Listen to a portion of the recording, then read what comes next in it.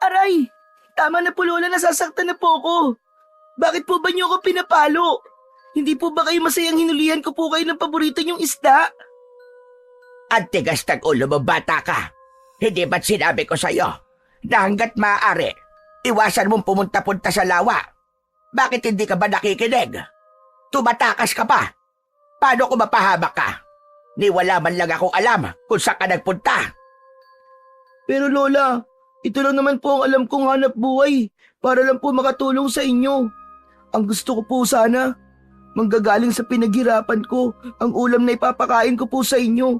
Hindi po yung umaasa na lang po tayo sa bigay po ng mga dumadaang mangingisda. Wala akong pakialam kung hindi ka makatulong para sa akin. Ano kung nanggaling sa mga mangingisda ang ulam na kinakain natin? Ano bang masama roon? Lola, gumagamit po sila ng dinamita. Alam niyo naman po na bawal sa inyo ang pinutukan. May pulbura po yun. Masama po sa katawan. Kaya siguro marami po namamatay sa lawa. Sana naman po, pagbigyan niyo na po ako. Dati naman po mangingisda ang ama ko eh. Alam mo namang magkasabay na namatay ang mga magulang mo sa lawang madalas mong pagtambayan, Simon. Apo, matanda na ako. Hindi ko na kayang balikan pa ang sakit. Kung paanong mawala ng anak. Pati ba naman ikaw, Apo? Hindi pa naman po nahahanap ang katawan nila, Lola. Katulad ng iba pang mga biktima. Paano niyo po nasabing patay na sila? 2 taon na ang nakalilipas. Kaya't katulad ng ibang mga nawawala, patay na rin sila. Biktima sila ng lawa. Huwag ka na sanang uulit pang tumakas, lalo na kapag gabi, Apo. Huwag po kasi kayong maniniwala basta-basta sa mga kwento-kwento sa paligid natin, Lola. Na kesyo kumakain daw ang lawa taon-taon. Wala naman pong katotohanan yun, Lola eh. Natitiyak ko po, tinatakot lang po tayo ng kapwa namin mangingisda para wala silang maging kaagaw sa yaman ng tubig. Totoo ang kwentong yun, Apo. Marami na ang nagbuwis ng buhay dahil sa lawang yon. At isa na nga roon ang mga magulang mo. Ilang beses ko bang ipapaintindi sa'yo na may mga nilalang na nakatira sa lawa na yon. Katulad mo, hindi rin sila naniniwalang may nakatira sa lawa. Basta sumunod ka na lang. Huwag nang matigas ang ulo mo. Kahit ano ba po ang sabihin nyo, hindi po ako maniniwalang may mga nilalang na nakatira sa lawa. Diyos ko naman, pambihira kang bata ka. Hindi ko na talaga alam kung paano pa kita mapipigilan sa madalas mong pagpunta sa lawa. Teka, ano ba itong dala mo? Isda po. Alam kong isda yan, Simon. Pero kakaiba ang kulay. Ngayon lang ako nakakita ng ganyang klaseng isda. Ang mabuti pa, pakawalan mo na lang yan. At baka may lason pa yan. Hala, sayang naman po, Lola. Dito niyo po ako napalo pagkatapos pakakawalan ko. Saka, wag na po kayong gagamit ng lakas para paluin po ako, Lola. Paano na lang po kung bigla po kayong sumpungin ng asma niyo? Kawawa naman po ako kung pati po kayo mawawala po sa akin. Kaya nga nakikiusap ako sa'yo. Tigilan mo na ang ginagawa mo. Huwag mo akong palaging binibigyan ng sakit ng ulo, Apo. Gusto kong mangako ka ngayon na hindi ka na ulit pupunta sa lawa kahit kailan. Hindi ka na rin mangunguha ng isda sa lugar na yon. Naiintindihan mo ba? Sa isang liblib na baryo ng San Isidro ay may natatanging lawa. Maganda, kaakit-akit at luntian ang kulay ng mga punong nakapalibot sa gilid ng tubig. Isang paraiso kung titignan na matatagpuan sa gitna ng kagubatan. Sa kabila ng maganda nitong itsura ay may kahindik-hindik namang kwento. Isang misteryosong pangyayari na taon-taon ay kumukuha ng buhay ng mga tao. Hindi maipaliwanag kung bakit. Marami ang nawawala na parang bula pagkatapos nilang pumunta sa tubig para mangisda. Ang lawang kung tawagin ay umbat ay kinatatakutan ng marami. Pero sa kabila ng takot ay hindi pa rin sila napipigilang mangisda sa lawa. Pero wala namang nagtatangkang sumisid sa tubig. Kaya't walang sino man ang makapagsasabi kung gaano ito kalalim. Ang dating taon-taon lang na pagkawala ng mga tao, hindi isa o dalawa na ang namamatay sa lawa.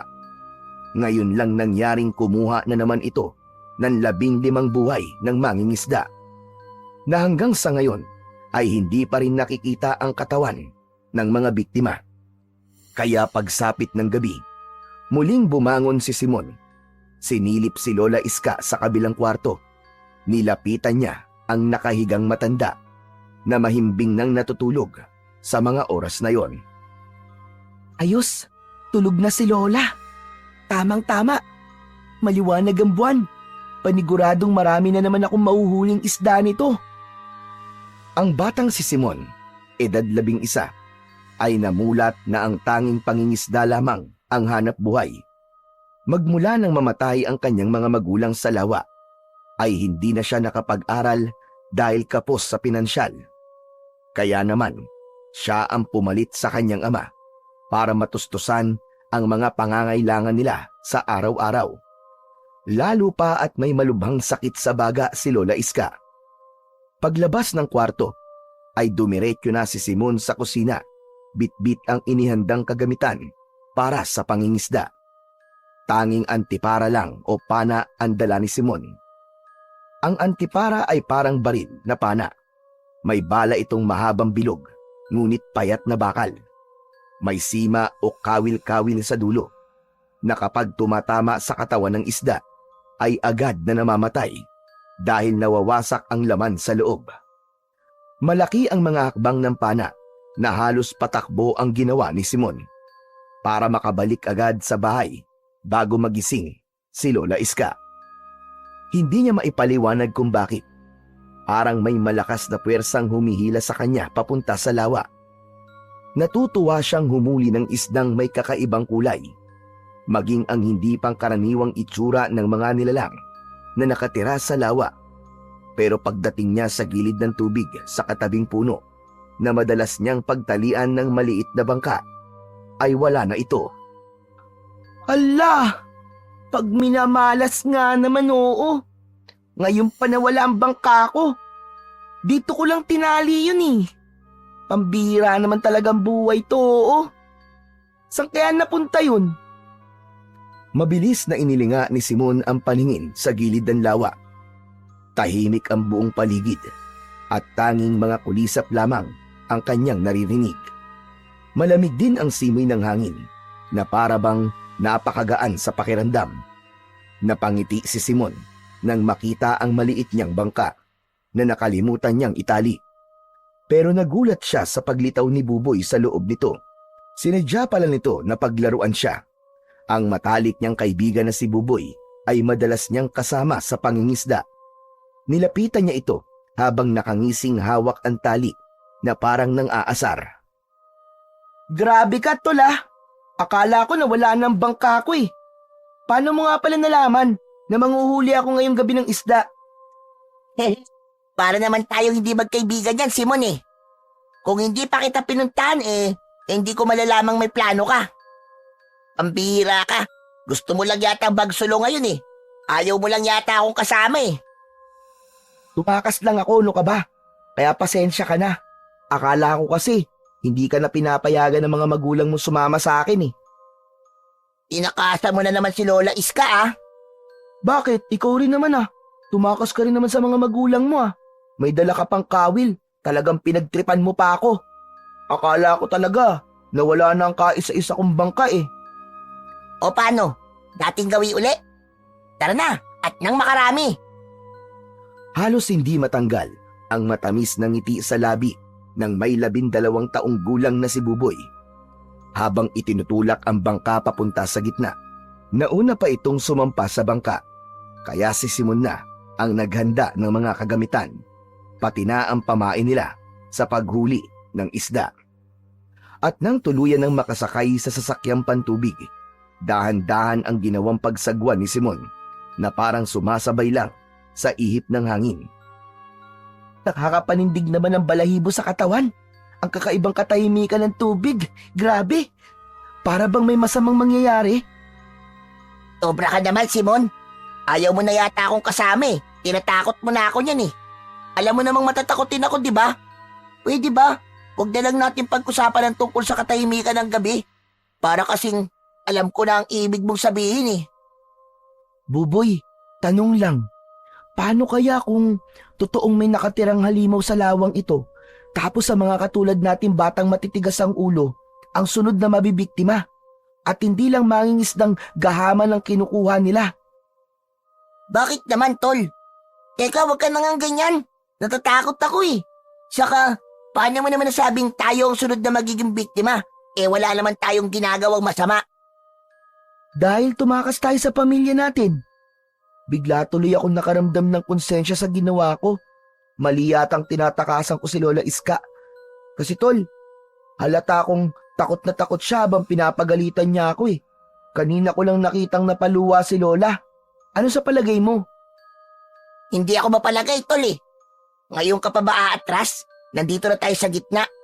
Bilisan mo na lang ang panguhuli ng isda na makauwi na tayo kaagad. Dala ng matinding pag-aalala sa mga nagawa, ay mabilis na ibinaba ni Simon ang hawak niyang sagwan at diretsyong tumalon para sumisid sa ilalim. Paglapat ng kanyang balat sa malamig na tubig ng lawa, naramdaman din niya ang kakaibang hatid ng presensya ng tubig na parabang may mabigat na dumadagan sa kanyang dibdib. Hanggang sa nakakita na naman siya ng makulay na isda. Sa tulong ng tumatagos na liwanag ng bilog na buwan, malinaw niyang nakikita ang mga isdang may pambihirang mga itsura. Para silang naglalarong lumalangoy na nakapalibot sa kanya. Pero kakaiba ang isdang nakita niyang nagpapapansin sa kanya. Itinutok niya ang pana para asintahin ang katawan nito, pero masyadong mailap ang isda na yon. Nagagawa nitong mailagan ang bawat pag-atake niya. Hindi na namamalaya ni Simon na sa kakahabol niya sa isda ay nakalayo na siya sa kinaroroonan ng bangka. Napansin niyang masyado ng malalim ang kanyang kinaroroonan. Sinubukan niyang puntiryahin ulit ang katawan ng isdang pilit na nagpapahabol sa kanya. Parang may ibig sabihin ang bawat paglingon nito sa bawat pag-asinta niya, at muli itong nakakawala. Kasabay ng paninigas ng kanyang binti, bigla niyang naramdaman ang malakas na puwersang humihigop sa kanya pailalim. Marami na rin siyang nainom na tubig dahil sa pagpupumilit niyang lumangoy paitaas. Nabitiwan na rin niya ang hawak na pana. Tuloy-tuloy ang pagbulusok niya hanggang sa ilalim. Saktong paglapag niya sa sahig ng lawa, sinubukan niyang maghanap ng bato na maipupukpok sa naninigas niyang binti. Yun ay para mawala ang pamimitig ng kanyang naninigas na laman. Pero iba ang nahawakan niya. Isang matigas na bagay, madulas na akala niya ay bato. Pero nang maiangat niya, ay nanlaki ang kanyang mga mata. Humalat ang kulay berdeng liwanag na nagmumula sa bilog na bagay na nadampot niya. Makinis na parang isang marmol. Nagbago ang galaw ng tubig sa ilalim na parang iniikot siya ng mabilis. Napuno ng takot ang kanyang dibdib. Gusto niyang sumigaw para humingi ng tulong sa kaibigan, pero alam niyang walang silbi ang sigaw niya. Kinapa ni Simon ang taling nasa bewang para hilain. Ipo-ipon tubig! Diyos ko, tulungan niyo po ako! Buboy, hilain mo ang tali! Bilisan mo! Nasabi na lang niya yun sa kanyang isipan habang hinihila ng malakas ang tali na nakapalupot sa kanyang bewang.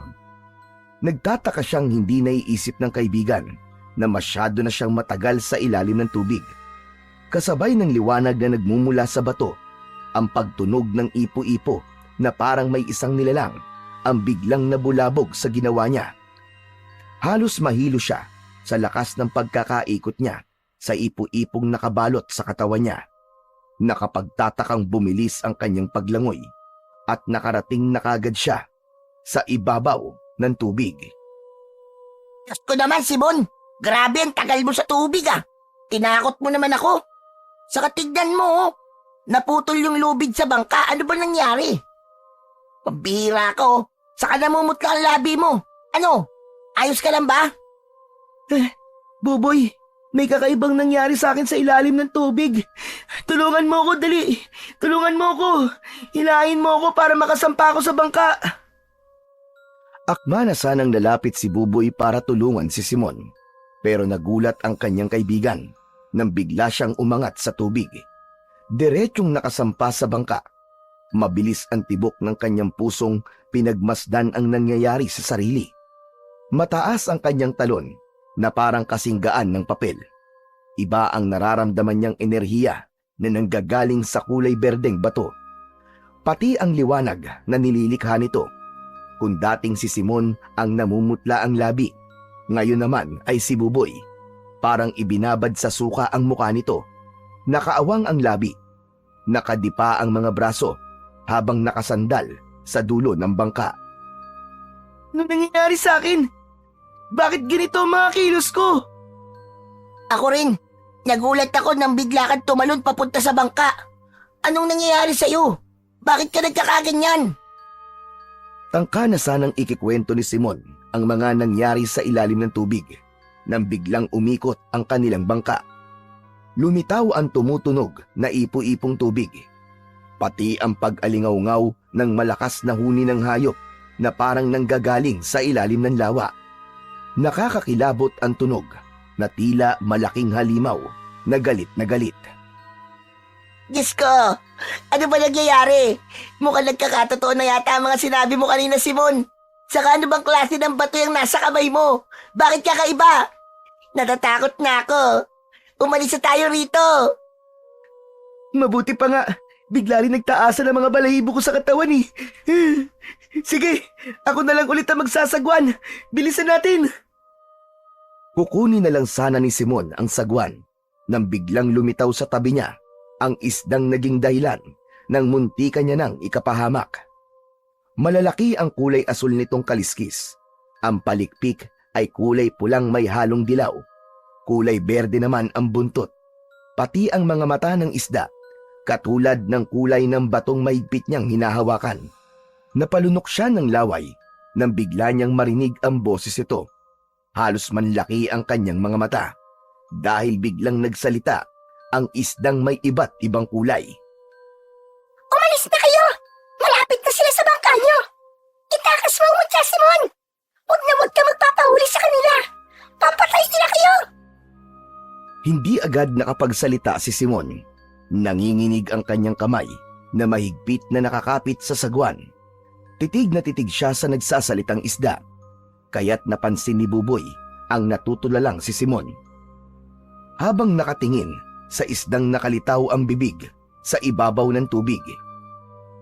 Ano ba, Simon? Tara na, umalis na tayo rito. Ano ba binabalak mo sa isda? Huwag mo sabihin, huhulihin mo muna yan bago tayo umalis dito. Pabira ka talaga, oh. Buboy, hindi mo ba naririnig na nagsasalita yung isda? Ano? Pambira ka. Nasisiraan ka na ba ng bait? Kailan pala tuto magsalita ang isda? Halika na. Natatakot na ako sa mga kilos mo, tol. Hindi ka na nakakatuwa, ah. Huwag ka magbiro ng ganyan. Para lang takutin ako. Gumaganti ka ba, ha? Sa mga panloloko ko sa'yo kanina? Seryoso ako, Buboy. Nagsasalita talaga ang isda. Diyos ko, namamaligno na yata ako. Wala nang oras, Simon!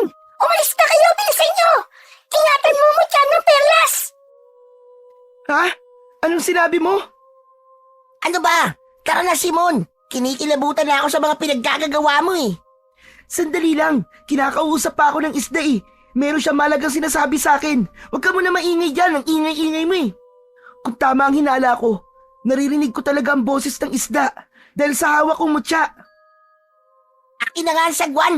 Hindi ako naniniwala sa'yo. Kaya ako na magsasagwan para makaalis na agad tayo rito. Hindi na nakapagsalita si Simon nang biglang hinablot ni Buboy ang sagwan na nasa kamay niya. Kasabay naman ng pagbabago ng ihip ng hangin, nag-amoy na masangsang ang buong paligid na masakit sa ilong. Nawala rin ang liwanag na nagmumula sa buwan. Dumilim ang paligid na parang may kakaibang nangyayari. Pero dahil sa liwanag na nanggagaling sa mutyang hawak niya, malinaw niyang nakitang mabilis na lumulubog sa paglangoy ang nagsasalitang isda. Nawala ito sa harap niya. Parang bigla siyang nag-ibang tao. Matapos makuha ang batong hawak niya. Maya-maya pa ay lumitaw sa harap nila ang mabangis na nilalang na nanggaling sa ilalim ng tubig. Ang malalagari nitong mga ngipin ay nakalantad na parang magtatangkang umatake sa kanya. Napatayo siya at hindi inaalis ang tingin sa kulay itim nitong mga mata. Malapad ang tenga at walang ilong kundi 3 mahabang hiwa na may butas sa muka. Bumubuka na parang doon dumadaan ang hangin. Nagulat rin si Simon nang bigla itong nagpumilit sumampa sa bangka habang umaangil na parang aso. Nakataas ang kamay na pilit kinukuha ang batong hawak niya. Iniiwas niya yon habang nakatingin pa rin sa halimaw na may nakakatakot na itsura. Mas lalong kumalat ang kulay berding liwanag ng bato na nagdulot ng pagkasilaw sa nilalang na nasa harapan niya. Saka lang din gumana ang utak niya na hindi na biro ang nangyayari, kundi panganib sa buhay nilang dalawa ng kaibigan niyang si Buboy. Diyos ko, mga halimaw na nakatira sa lawa ang nasa harapan natin. Tara na, kailangan na natin umalis dito. Dali! Magsagwan ka na! Bilisan mo, Buboy! Kumilos ka na! Dalian mo! Dala ng mabilis na pangyayari, ni ayaw gumana ng isip ni Simon. Mas nabibingi siya sa lakas ng kabog ng kanyang dibdib. Lumubog muli sa tubig ang nilalang na pilit umaagaw sa hawak niyang mutya. Kaya agad silang nakalayo sa malakas na pagsagwan ng natatarantang si Buboy. Kahit wala na sa tamang direksyon, ay pinilit nitong makarating sa pangpang. Pagsapit nila sa gilid ng lawa, ay patalon na silang tumakbo. Iniwan na nila ang gamit sa bangka at malalaki ang mga akbang ng paa papunta sa kakahuyan. Para silang hinahabol ng 10 halimaw sa lakas din ng kanilang pagsigaw. Tulong! Tulungan niyo kami! Tulong! Naku po, Diyos ko, hinahabol nila tayo. Ayoko pang mamatay. Parang mas lalong dumami ang nilalang na nagpakita sa atin kanina. Nagtawag siya ng kasama, tol.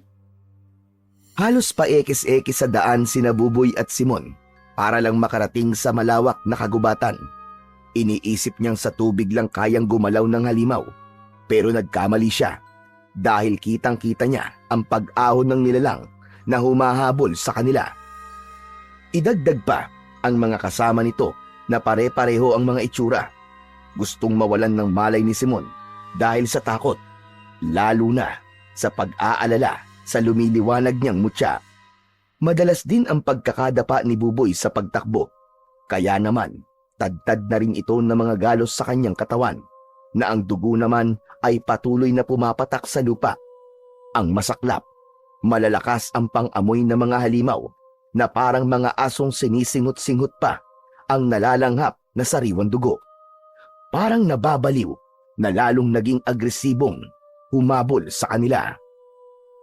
Ano gagawin natin, Buboy? Pilit nilang kinukuha ang nagliliwanag na mutyang nasa kamay ko. Ano ba kasing klaseng bato to? Para kailangan pang umahon sa tubig ng mga halimaw na yun. Para silang mga syokoy na hindi may paliwanag ang mga itsura. Nakakakilabot sila. Ano ba pinagsasabi mo? Malapit na ako mabaliw sa mga katagang lumalabas sa bibig mo, ha? Saka ano ba sinasabi mong tungkol sa mutya, ha? Liwanag ba? Pero wala naman ako nakikitang liwanag, ha? Naguguluhan na ako sa'yo. Kahit ako, naguguluhan na rin sa nangyayari sa akin. Pati ang liwanag na nililika ng mutya, nalilito na ako. Pero wala talaga akong makitang liwanag. Ano ka ba naman, Simon? Kung ganon, ibig sabihin ako lang nakakakita sa liwanag ng batong to. Kulay berding maliwanag na nakakasilaw, kaya nakikita ko malinaw ang daan. At ang hayop kanina sa tubig. Malalakas ko rin naririnig ang kanilang mga boses. Ano ba nangyayari sa akin? Abay, malay ko sa'yo. Mas natatakot pa ako sa'yo kaysa sa mga halimaw na humahabol sa atin, eh. Sa totoo lang, nakita ko rin ang pagbabago sa kilos mo. Hindi kaya dahil sa mutyang hawak mo? Itapon mo na nga yan. Mapapahamak tayo dahil sa pesting bato na yan, eh. Ewan ko. Pero kahit na ano mangyari, hindi ko to tatapon. Ano ka ba naman, Simon? Bahala na. Naguguluhan na talaga ako. Hindi ko na alam ang gagawin ko. Hindi ko na maintindihan ang mga nangyayari. Ni ayaw gumana ng utak ko. Gulong-gulo na ako. Halos mapasabunot sa sariling buhok si Simon habang sandaling nagpahinga sa pagtakbo. Mas lalo pa siyang naguluhan nang marinig niya ang boses ng nakasalubong nilang baboy ramo. Sinabi nitong magtago raw sila sa makapal na dahon ng halamang gubat sa mismong pinagdukalan raw nito ng lupa para daw matalo ng amoy ng baboy ang dugong umaagos sa tuhod ni Buboy. Diyos ko, pati ba naman baboy ramo? Nagsasalita na rin? Ano? Dali, bilisan na natin tumakbo, Buboy. Kailangan daw natin magtago sa malagong halaman na nakikita kong pinuntahan ng baboy ramo. Siya nagturo sa atin para makatakas tayo sa matalas nilang pang-amoy. Walang nagawa si Simon kung hindi ang hindi muna pansinin ang mga bagay na naririnig niya sa kanyang paligid. Kung tama ang hinala niya, may kapangyarihan ang hawak niyang mutya. Kaya't sinundan sila ng mga halimaw na ni pangalan ay hindi niya masambit. Saktong pagtago nila ni Buboy sa makapal na halamang itinuro ng baboy ramo, dumating ang mga halimaw na humahabol sa kanila. Malapitan nilang nakita ang totoong itsura ng mga ito na halos magpatigil sa kanilang paghinga. Nanlalaki ang kanilang mga matang napataklog ng palad sa sarili nilang bibig. Dahil ang balat ng mga nilalang ay kulay berdeng lumot na may mabahong amoy, malangsa na masakit sa ilong. Umaangil na parang tunog ng asong nauulol. Ganon din ang mahahabang mga kuko sa daliri na ang itsura ay parang sa kamay ng palaka. Ang higit na napansin ni Simon ay ang pagbabago ng kulay ng mga mata nito, pati na ang pagbuka at pagsara ng 3 hiwa sa mukha nito. Sa hindi inaasahang pangyayari, nasaksihan nilang dalawa ni Buboy ang paraan nito ng paglapa sa usa na napadaan lang. Dinig na dinig ni Simon kung paanong umiyak at humingi ng tulong ang usa. Sa awa niya ay napakuyom siya ng kamao. Nanginginig ang kanyang katawan, napilit pinapakalma ang kanyang sarili.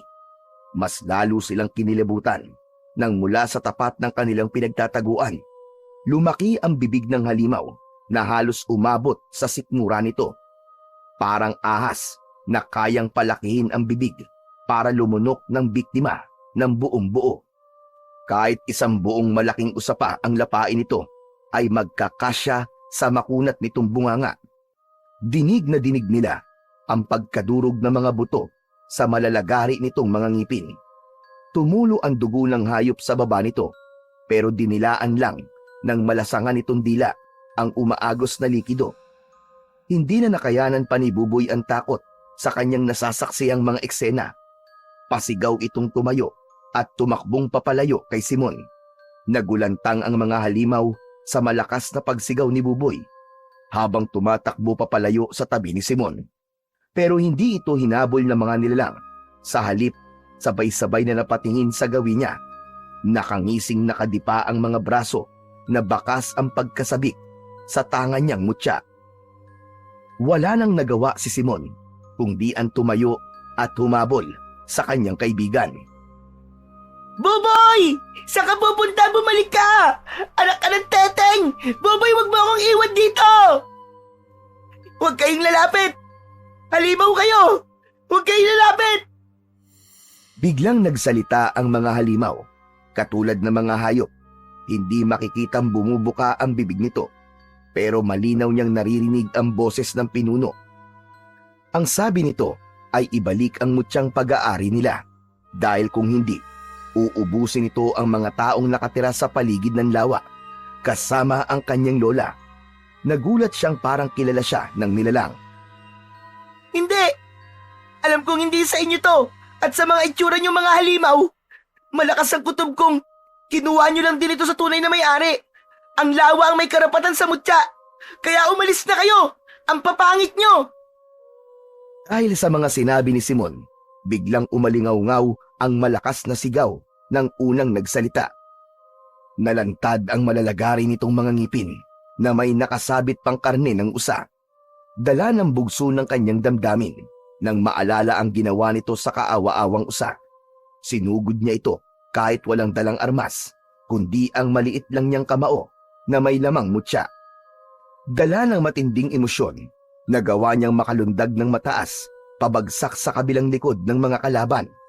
Mahigpit niyang itinago ang mutya sa kanyang kamay habang walang tigil ang pag-uumalpas ng liwanag sa kanyang kamao. Isinuntok niya ang mutya sa unang halimaw na nakatayo at ganun na lang ang gulat niya nang tamaan ito sa likod at pasadsad na bumagsak sa lupa. Mas lalong tumindi ang galit ng nilalang at pasugod na tumakbo sa kanyang kinaroroonan. Lumaki ang buka ng bibig nito para ikagat sa kanyang leeg, pero nakailag siya at sinalo ang muka nito ng kanyang sipa. Bumagsak din ito sa lupa na umaangil sa matinding galit. Dahil sa nakitang bilis ng kilos niya, pinagtulungan siyang sugurin para atakihin ng mga alagad nito. Hindi niya nakayanan ang mas dumadaming puwersa ng kalaban. Habang nakikipagpambuno siya sa mga halimaw, ay naramdaman niya ang pagguhit ng sakit sa kanyang katawan dahil sa mga tinamong sugat mula sa kagat at kalmot ng halimaw. Bitaw! Bitiwan niyo ako! Tulungan niyo ako! Tulong! Tulong! Lola! Pero parang bingi ang katahimikan ng gabi sa bawat pagsigaw ng tulong ni Simon. Walang nakakarinig sa kanya. Iniwan na rin siya ng kaibigan, kaya't mas lalong naramdaman niya ang sakit na parang humuhukay sa kanyang kalamnan. Makirot na kayang magpahinto sa kanyang paghinga. Sa dami ng kagat sa kanyang katawan, malakas siyang napasigaw at nakita niyang nagsilapitan ang mga asong ligaw. Narinig niya ang mga sinabi nitong tutulungan siyang makatakas. Pagkasabi nito, ay nagbanta ito ng pagsugod, kasama ang iba pang mga naglalakihang aso. Tulungan niyo ako! Parang awa niyo na! Sa hindi maipaliwanag na dahilan, sabay-sabay na umatake ang mga asong ligaw sa kanilang kinaroroonan. Lahat ay dumamba na umaangil sa mga halimaw na nakakagat pa rin sa kanyang katawan. Nabitiwan siya ng mga ito at hinarap ang mga galit na aso. Kanya-kanyang lundagan na parang mga nag-aagawan pa sa putahing nasa kanilang harapan. Kitang-kita niya rin kung paanong niluray-luray ng mga halimaw ang katawan ng mga asong natatalo nito. Napuno ng pag-atungal ang buong paligid nang dahil sa mga asong nasasaktan. Kumalat ang masaganang dugo sa damuhan mula sa mga nahating katawan ng hayop. Saka umalingaw-ngaw ulit ang sigaw naman ng mga nilalang dahil sa tagumpay. Naubos ng mga halimaw ang mga asong tumulong sa kanya. Maya-maya pa ay dumating ang isang matangkad na lalaki, kasama ang kaibigan niyang si Buboy. May suot na salakot ang matanda na gawa sa abaka. Kulay itim ang damit pang itaas, na ang mahabang pantalon ay gawa sa malambot na tela. Hawak nito ang kanyang mahabang armas. Kung hindi siya nagkakamali, isa yung uri ng kagamitang panghuli ng isda. Isang tridente na ang itsura ay parang sibat na may 3 talim sa dulo. Hindi na nakatayo si Simon dahil nanlalabo na ang kanyang mga mata. Habang mahigpit pa rin niyang hawak ang mutyang pilit na inaagaw ng mga halimaw sa kanya. Nalaman niyang si Buboy ang dahilan kung bakit siya tinulungan ng matanda. Mulimpino! Isaro kumpirno! Layuan niyo ang bata! Dahil kung hindi, itatarak ko sa katawan niyo ang hawak kong salapang! Natigilan ang mga nilalang na magtatangka pa sanang lumapit kay Simon. Napaatras ang mga ito nang walang tigil sa pag-angil na kahit nasaktan ng mga asong nakalaban kanina ay hindi tumigil sa paghangad na mapatay siya. Natatakot sila sa matanda na para bang matagal na nila itong kilala. Mabilis na kumaripas ng takbo ang mga halimaw palayo sa kanilang kinatatayuan. Pero bago tuluyang umalis ang pinunong nakatayo, ilang dipaan layo sa kanya, nagsalita itong may tonong pagbabanta na uubusin ito ang mga nakatirang tao na malapit sa lawa kapag hindi nila ibinalik ang mutya. Dumampot pa ito ng naghihingalong aso mula sa kanilang harapan.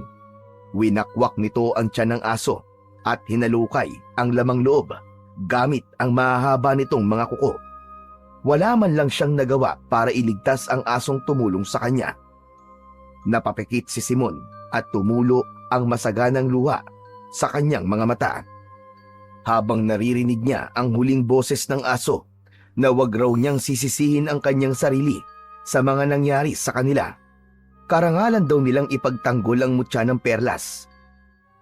Bago niya narinig ang tunog pagmuya ng halimaw, ilang minuto pa ang lumipas ay biglang tumahimik ang paligid. Tuluyan na ngang nawala sa kanilang paningin ang presensya ng mga halimaw. Saka naman ng dilim ang paningin ni Simon. Naramdaman niya ang pagbagsak ng kanyang katawan sa lupa. Mula sa malalim na pagkakatulog, naalimpungatan siya sa maihinang palitan ng pag-uusap sa tabi niya. Nararamdaman din niya ang matigas na sahig na may banig na gawa sa abaka. Naririnig ni Simon ang boses ng nag-aalalang kaibigang si Buboy habang nakapikit ang kanyang mga mata. Maya-maya pa ay narinig niyang nagsalita ang matandang tumulong sa kanya. Alam kong gising ka na, bata. Dahil magalaw na ang talukap ng iyong mga mata. Kumusta ang sugat mo? Maayos na ba ang pakiramdam mo? Dahan-dahan nang nagmulat ng mga mata si Simon at ang nag-aalalang muka ni Buboy ang nabungaran niya. Pasensya ka na, Simon, ha? Nahuli ako ng dating. Mabuti na lang at nakasalubong ko si Lolo Damian na nagmamadaling papunta sa kinaroroonan mo. Kaya nakahingi kagad ako ng tulong sa kanya. Patawarin mo talaga ako, Tol. Natakot ako at iniwan kita. Nadala lang talaga ako sa mga nakita kong paglapa ng mga halimaw na yon. Ayos lang, Tol. Salamat pa rin kasi bumalik ka. Dahil kung hindi, baka patay na ako ngayon. Hindi ako makapaniwalang ligtas ako ngayon, Tol. Mula sa kubo kong ito, naglalagay ako ng tali na may nakalawit na lata para magsilbing palatandaan kapag may ibang nakakapasok na nilalang. Bigla ko narinig ang komosyon ng mga nag-aaway na mga hayop, pati ang malalakas na pagsigaw mo, Simon. Tapos, nakasalubong ko naman itong si Buboy. Inilarawan niya sa akin ang mga itsura nila. Nagulat ako sa mga nalaman ko kung paano nakarating ang mga aswang na umbat sa gubat na ito. Yun naman pala ay nakuha mo ang mutya na perlas na pag-aari ng lawa. Tuluyan nang napabalikwas ng bangon si Simon na nagtatakang napatingin sa muka ng matanda. Kung titignan ay parang edad 65 taong gulang na ito dahil sa mahabang kulay puting balbas nito na medyo mahabang umaabot sa leeg. Kulubot ang balat pero kakaiba ang kutis. Maliksi ang katawan na parang kilos ng edad na 40 taong gulang. Saka lang naramdaman ni Simon ang masakit na sugat sa kanyang katawan. Nakabakas pa ang sariwang dugo sa ibabaw ng telang ginamit na pangbenda sa kanyang mga binti at braso. Teka po, Lolo. Ano po bang klaseng nilalang ang mga aswang na umbat? Hindi po ba't pangalan yun ng lawa? Marami ang misteryong bumabalot sa lawa na patuloy na binabaliwala ng mga tao. Madalas na rin ang pagbubuwis ng buhay ng mga mangingisda na hanggang ngayon ay hindi pa rin nabibigyan ng hustisya. Nabulabog mo mga aswang na nakatira sa lawa, iho, dahil sa mutyang nakuha mo. Teka lang po, Lolo. Hindi ko po kayo maintindihan eh. Hindi pa rin po naging malinaw sa amin kung ano po bang klaseng nilalang ang aswang na umatake kay Simon. Ang aswang na umbat ay kamag-anak ng mga sokoy. Pero mas mabangis sila sa lahat ng nilalang na nakatira sa tubig dahil pwede rin sila sa lupa. Sila ang dahilan kung bakit marami mangingisda ang nawawala at hindi na makita-kita ang katawan. Para silang mga ahas na nilulunok lang nila ang mga biktima. Hindi sila nagtitira ng kahit na anong bakas dahil may kakayahan silang magpalaki ng bibig na kasya ang tao o hayop na gusto nilang kainin. Tama po kayo, Lolo. Nakita po namin ang kanilang lumalaking bibig na halos tumaklob na po sa kanilang muka. Kahit nga po ang dugong umaagos sa katawan ng biktima ay sinisimot nila gamit ang malaahas nilang dila. Sobrang nakakatakot po talaga, Lolo. Nakakabaliw ang kanilang mga itsura.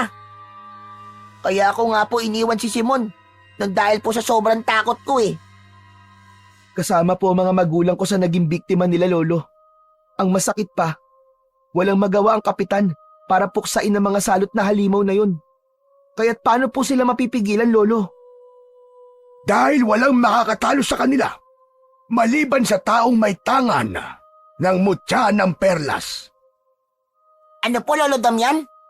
Kung ganun po, si Simon po ang taong yun? Oo, siya ang pinili ng lawa para ipagtanggol sila sa namumunong aswang na umbat. Para sa kanila, isang salot ang nilalang na umuubos sa kanilang kapwa-isda. Gusto na nilang makalaya sa kalupitan ng mga halimaw na yon. Ang inaalala ko lamang sa ngayon ay ang kaligtasan ng mga tao rito sa atin. Hanggat nasa iyo ang mutya, hindi sila matatahimik. Patuloy ka nilang guguluhin. Makapangyarihan ang batong hawak mo, Simon. Kaya't huwag mong hahayaang mawala ito dahil may kapalit. Kaya po ba, nakaya kong kausapin po mga hayop sa lupa at tubig? Nagagawa ko rin po silang utusan at naririnig ang kanilang mga boses? Tama ka. Dahil yan ang kakayahan ng mutya na hawak mo. At ikaw lang din ang nakakakita sa liwanag na taglay ng bato. Magagawa mo marinig ang mga boses ng lahat ng mga hayop sa iyong paligid. Dahil ikaw ang bukod tanging hinirang na lalaban sa mga aswang na umbat. Kaya't sikapin mong huwag mabigo dahil may kapalit na parusa kapag hindi mo na ibalik sa dating pwesto ang mutya ng perlas. Pero, bata pa po si Simon. Paano niya po lalabanan ang mababagsik na halimaw na yun, Lolo? Kung mga aswang sila, matatalo rin po ba sila ng mga asin na isasaboy po sa kanila? Yan ang pagkakamaling magagawa mo kapag sinabuyan mo sila ng asin. May mga halimo na sadyang nilikha na hindi takot sa asin. Sa halip, kaya nilang magpagaling ng sugat sa tulong ng asin. Sila ang mga umbat. Kung ganun po, paano ko po sila matatalo kung puro mutya lang po ang ipanlalaban ko? Nakita niyo naman po ang nangyari sa akin. Matatalo mo ang mga umbat sa tulong ng salapang o ng tridente dahil wala rin silang ipinagkaiba sa mga isda. Sa lapang? Ito po ba yung nakita kong hawak niyong armas? Bago po ako nawala ng malay? Itinaas ni Lolo Damian ang tinutukoy nitong armas. Isang uri ng salapang na katulad sa tinidor. May 3 talim sa dulo na kasing tulis ng sibat. Habang ang hawakang bilog na bakal, kulay puti at may katamtamang bigat na kayang buhatin ng katulad niyang bata. Pero mas kilala ito sa tawag na tridente. Pagkatapos ay iniabot yon ni Lolo Damian kay Simon. Unin mo, sandata. Kahit na anong mangyari, huwag na huwag mong hahayaang mabawi sa iyo ang mutya. Gamitin mo ang tridenteng ito dahil may kapalit na parusa kapag hindi ka nagtagumpay. Ano pong parusa, Lolo Damian? Kamatayan o itsura. Bumundol ang kaba sa dibdib ni Simon. Bigla siyang hindi naging sigurado kung itutuloy ba niya ang pagtanggap sa armas at mutya. Napapalunok pa siya ng laway habang titig na titig sa sandata. Hanapin mo ang gabay na isda ng mutya ng perlas. Matuturuan kanyang gumamit ng mga orasyong makakapagbigay bisa sa mga sandatang nasa iyo. Tandaan mong walang dapat na makaalam ng tungkol sa mutya. Nasa leeg mo na ang bato at liliwanag lang yan sa sandaling makaharap mo ang mga aswang na umbat. Mag-iingat ka. Dahil kaya rin nilang makita ang liwanag na nanggagaling sa mutya. Kaya gumawa ako ng maliit na tela para ibalot sa bato. Magagawa mong makausap ang mga nilalang na naninirahan sa kagubatan dahil ikaw ang bagong tagapagbantay ng kalikasan maging ng lawa. Kinuha niya ang armas at inilapag sa tabi niya. Saka lang iginala ni Simon ang kanyang paningin sa silid na pinagdalhan sa kanya ng matanda. Yari yun sa sawali at ang sahig ay gawa sa kawayan. May 2 bintana sa kanyang kinaroroonan. Natanaw mula sa loob ang malawak na kagubatan. Maliwanag na ang sikat ng araw. Kalat na ang liwanag sa paligid. Biglang naalala ni Simon ang tungkol sa gabay. Oo nga pala, nakausap ko na po ang isdang gabay ng mutya. Natakot nga po ako dahil sa bigla niyang pagsasalita eh. Kahit po ako, hindi na rin po ako makapaniwala sa mga nangyayari. Kung hindi ko po nakita ang mga eksena kanina, iisipin kong pareho na kayo nababaliw ni Lolo Damian. Akala ko nung una naglolo ko lang po si Simon, pero hindi pala. Dahil ganyan talaga ang isip ng tao. Hindi sila naniniwala sa mga kababalagan hanggat hindi sila mismo nakakakita para patunay. Inumin mo muna, Simon, ang dinikdik na katas ng dahon ng sambong. Makatutulong yan para bumalik ang lakas mo at tuluyang gumaling ang mga sugat mo. Tandaan mo ang lahat ng mga sinabi ko sa iyo, Simon. Mapapatay mo lang sila kapag nasambit mo ang orasyong kayang sumunog sa kanilang katawan gamit ang tridente.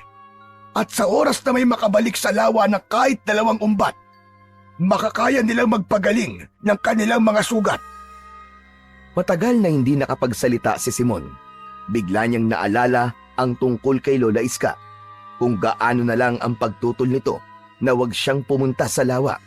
Ganon din si Buboy na tumakas lang din sa kanyang mga magulang. Diyos ko, kailangan na nating umuwi. Mapapagalitan na ako ng nanay ko. Natitiyak kong hinahanap na nila tayo dahil hindi tayo nakauwi kagabi. Saka, pati ng lola mo, Simon.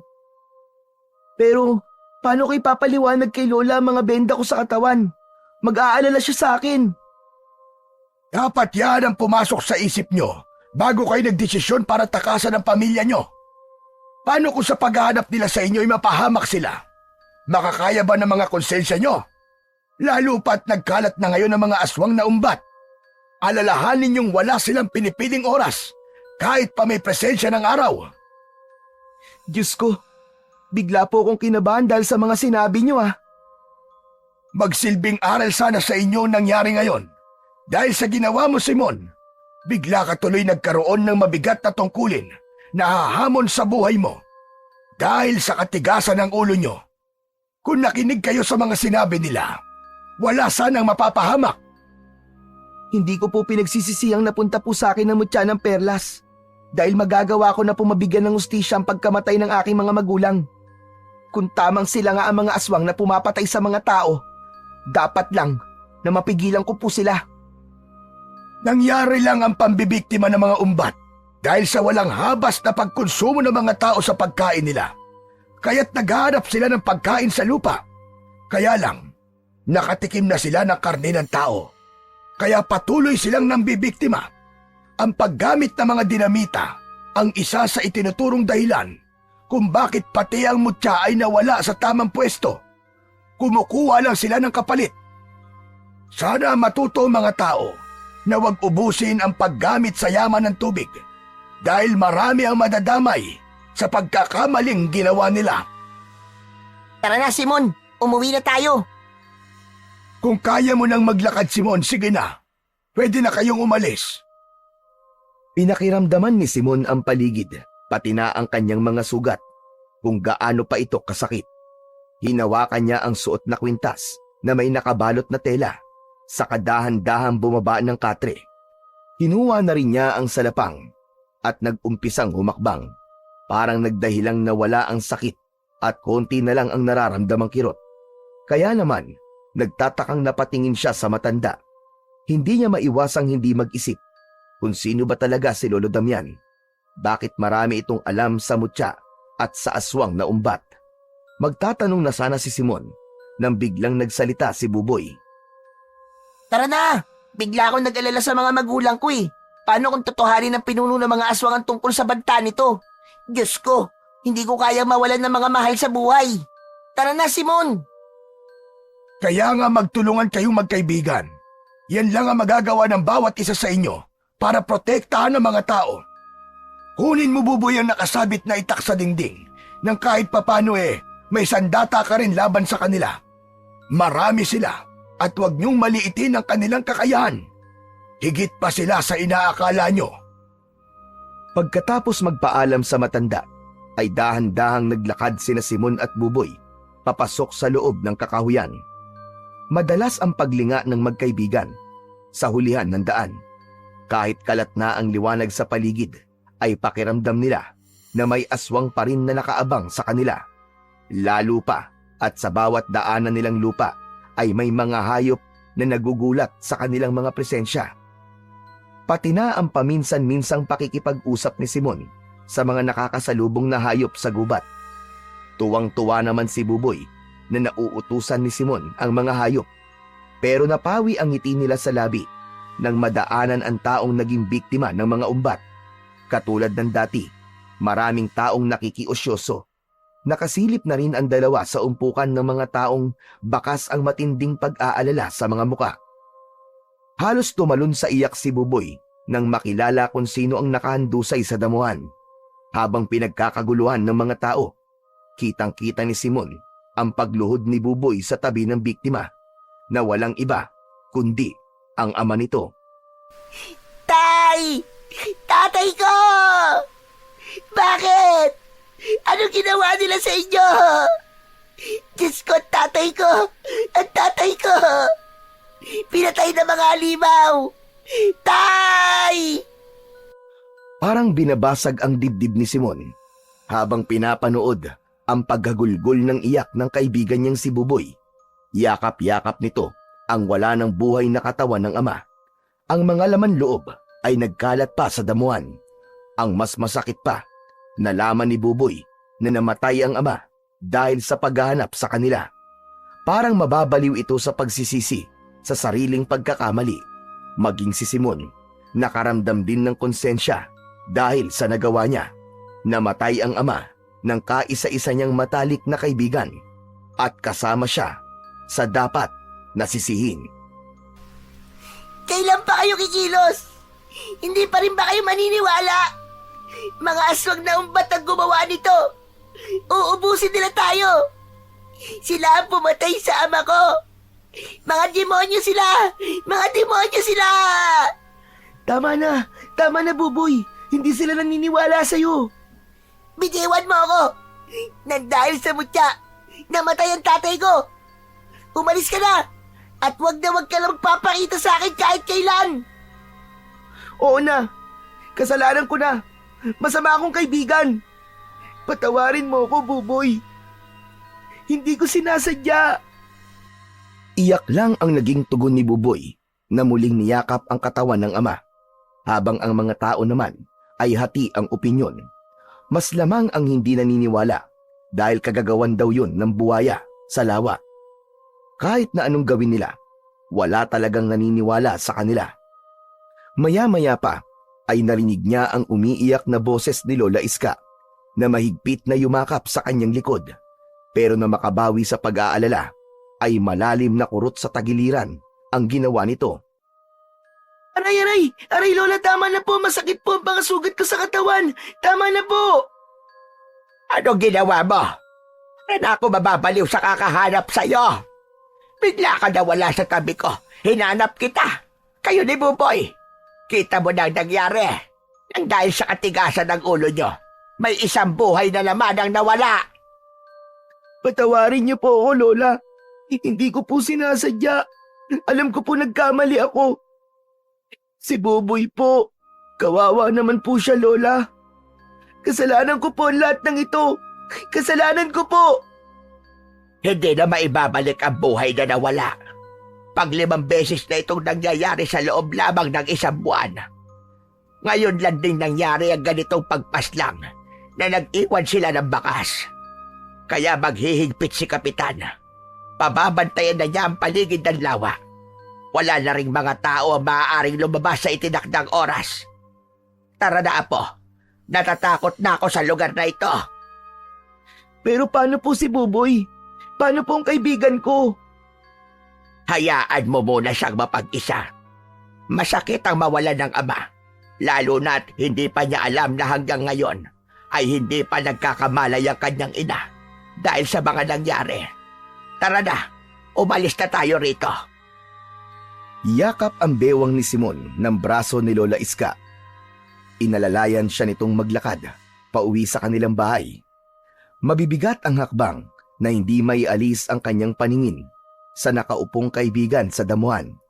Awang-awa siya dito at galit naman ang nararamdaman niya para sa mga aswang na pumatay sa ama ng kanyang kaibigan. Pagkarating ni Lola Iska at Simon ay naupo si Simon sa upuang gawa sa kahoy. Saka lang siya nakaramdam ng matinding kalungkutan sa nangyari sa kaibigan. Idagdag pa na hindi niya alam kung paano niyang ipagtatapat sa kanyang lola ang tungkol sa mutyang hawak niya. Siguradong mag-aalala ito at mas lalo siyang paghihigpitang umalis ng bahay. Saglit na nawala sa kanyang paningin si Lola Iska. Pagbalik ay may dala na itong isang basong tubig. Baka sa mga mata nito ang matagal na pag-iyak. Halata rin na hindi ito nakatulog ng maayos dahil sa namamaga nitong muka. Alis na tayo sa lugar na ito. Hindi ko na matagalan ang takot na nararamdaman ko sa tuwing may mamamatay na tao nang dahil sa halimaw na tinutukoy niyo kanina. Hindi po ako sasama, Lola. May tungkulin po akong dapat nagampanan. Nabasag ang hawak nitong baso sa sahig na hindi pa kinukuha ni Simon sa kamay ni Lola Iska. Napatingin siya sa nagkalat na bubog sa sahig. Pero pag-angat niya ng muka, ay nakita niya ang takot sa muka ni Lola Iska. Nakatingin ito sa suot na kwintas ni Simon na kahit balot pa ito ng tela, ay tila ba pamilyar ito sa matanda. Simon, apo, paano napunta sa iyo ang mutya? Ibalik mo yan sa lawa. Itapon mo yan. Lola Iska, alam niyo po ang tungkol sa mutya ng perlas? Papanong... Akin na, ibigay mo sa akin ang mutya at ako magtatapon sa batong yan. Lola, tama na po! Ang tanong ko po muna sagutin niyo. Paanong alam niyo po ang tungkol sa mutya na ito? Pwede ba, apo? Nakikiusap ako sa iyo, ibigay mo sa akin ang mutya. Isang sumpa ang pagkakaroon ng mutya. Hindi yan dapat na nandito. Hindi po ito isang sumpa, Lola, kundi isang kapangyarihang magagamit ko laban sa mga aswang na umbat. Hindi! Katangahan ang nasa isip mo. Ipapahamak ka ng mutya na yan. Isang sumpa na sisira sa buhay mo. Kagaya ng nangyari sa mga magulang mo. Yan ba ang sinasabi mong tungkulin? Opo, Lola. Teka, ano pong ibig niyong sabihin? Bago namatay ang nanay mo, kasunod ng tatay mo, siya ang unang nakakuha ng mutya. Tignan mo nangyari sa buhay ng iyong ama. Namatay siyang walang nagawa, kundi ang panoorin ang pagkamatay ng iyong ina. Binihag ang nanay mo ng mga umbat, kapalit ng mutya. Pero nilinlang ang tatay mo at nabigo. Teka, hindi ko po maintindihan ang mga sinasabi niyo, Lola. Kaya po ba hindi niyo ako pinapapunta sa lawa? Dahil alam niyo rin po ang tungkol sa mga aswang na umbat na nakatira sa tubig? Paano niyo pong natiis na hindi ipagtapat sa akin ang totoo, Lola? Dahil kapag nababanggit ang pangalan nila ng paulit-ulit sa isang pag-uusap, para mo na rin silang tinatawag, apo. Kaya ngayong hawak mo lang mutyang matagal na nilang hinahanap. Nasa panganib tayo.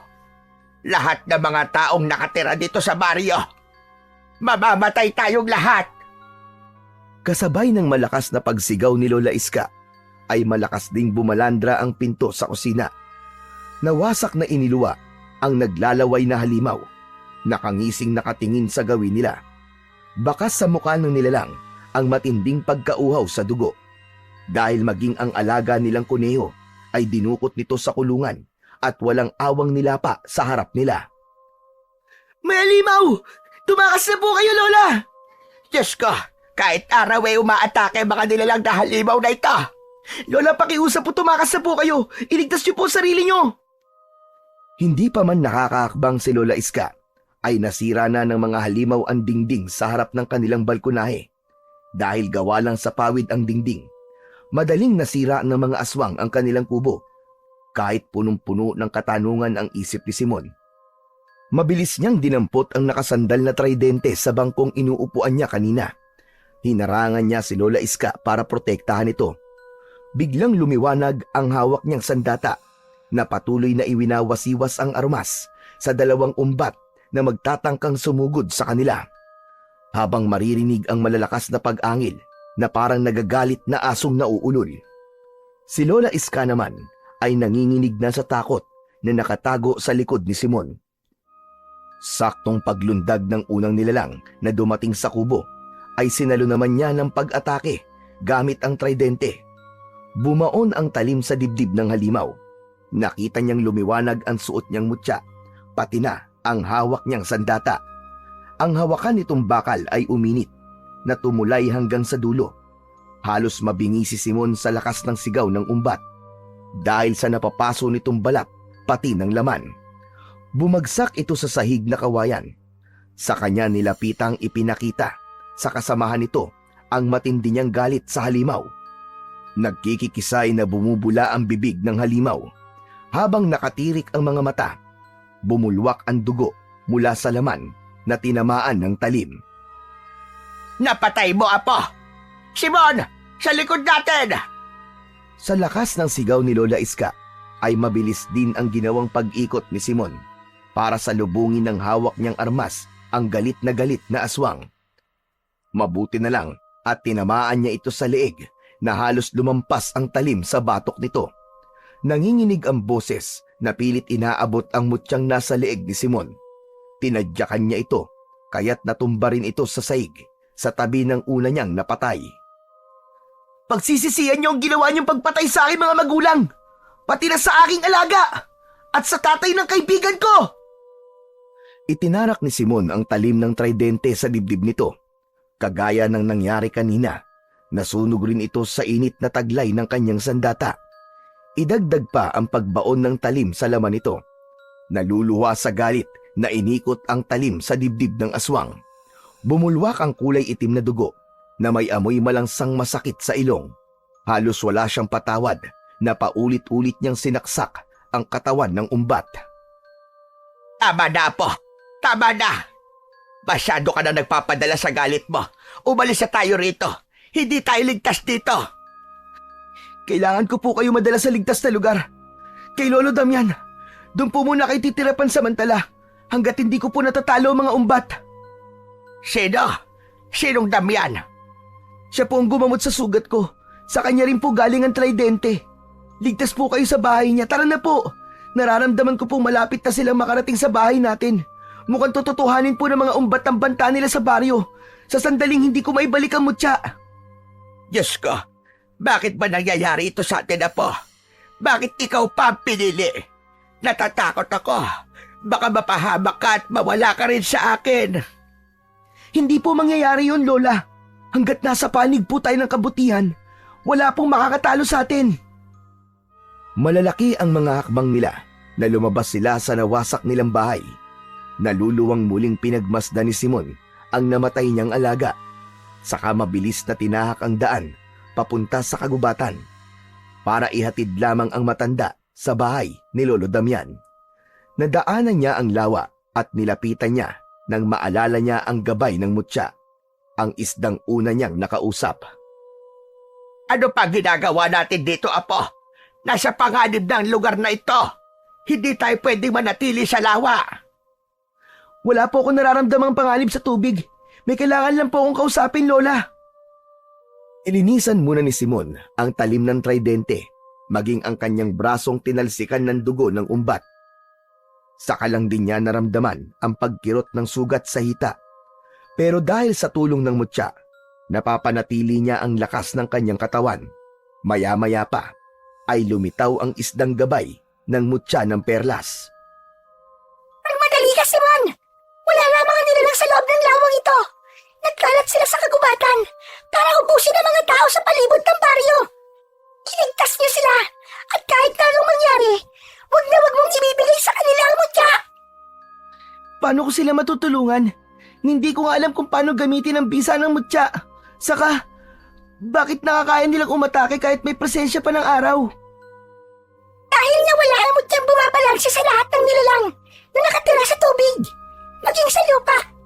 Habang wala sa tamang pwesto ang mutya, hindi matatahimik ang baryong ito. Tanging ikaw lang ang makakatulong sa amin.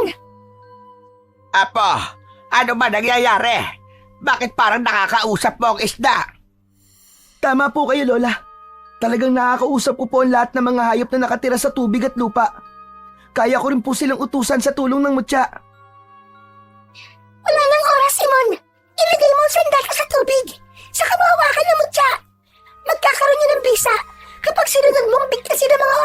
nagbibigay lakas at kapangyarihan sa sandata.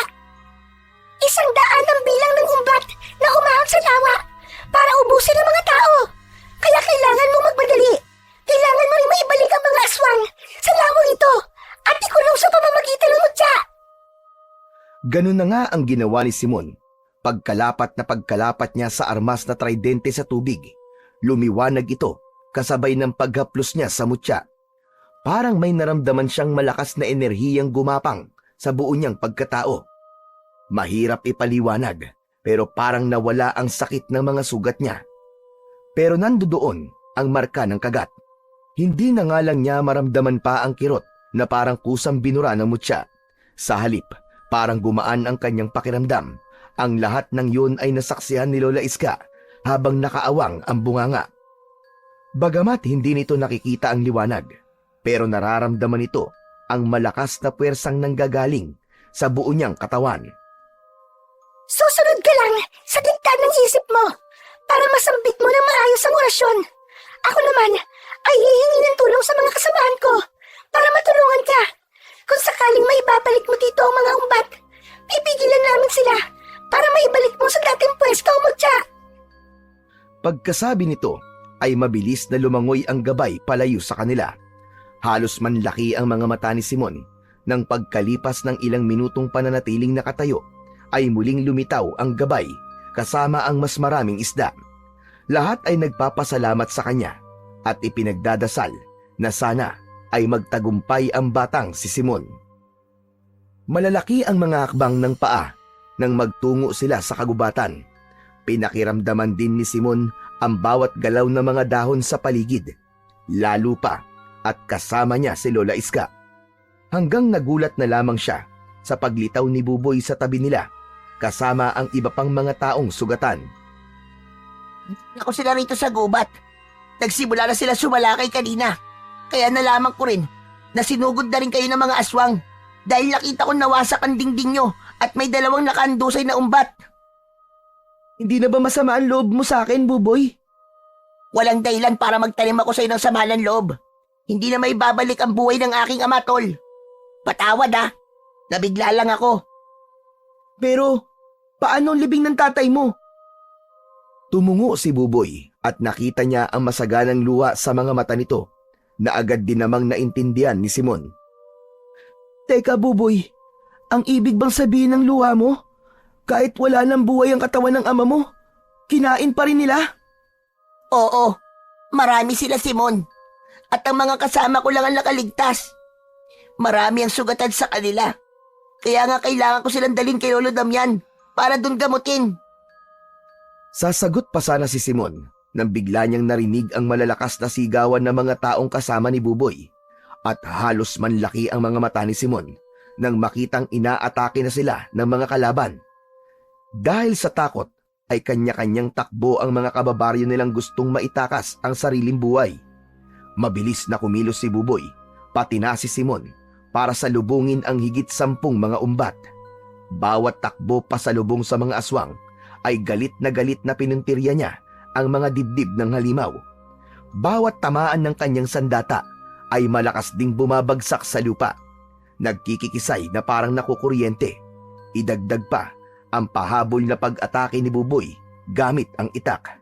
Ginigilitan nito ang leeg ng halimaw na parang nagkakatay lang ng manok. Dala ng matinding pagnanais na mabigyan ng hustisya ang pagkamatay ng ama, ang dating matatakotin na si Buboy ay natutong lumaban. Halos hindi makita si Simon sa malakidlat nitong pagkilos.